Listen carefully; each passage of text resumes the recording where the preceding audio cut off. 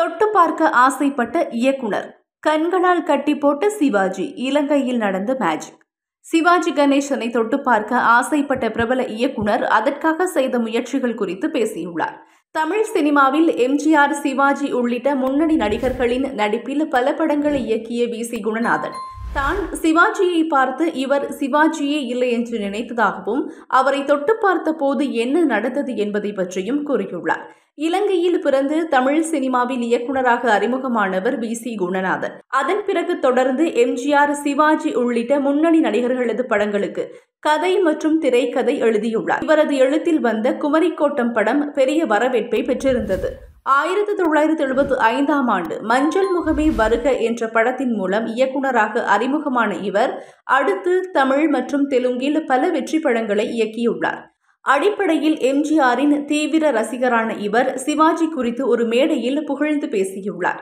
அதில் தான் கட்டபொம்மன் படம் பார்த்தபோது நடந்த சுவாரஸ்யமான சம்பவம் குறித்து வி.சி. குணநாதன் பகிர்ந்து கொண்டுள்ளார். இந்த பதிவு தற்போது வைரலாகி வருகிறது.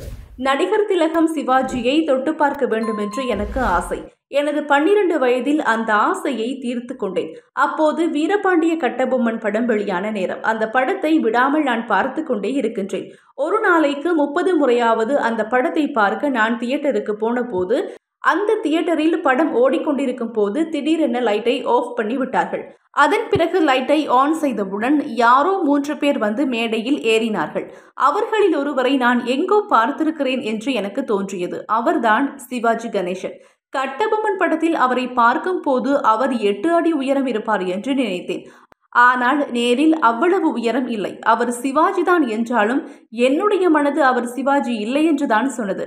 அவர் நிகழ்ச்சியை முடித்துவிட்டு வெளியில் செல்லும் போது நான் ஓடிப்போய் பார்த்தேன்.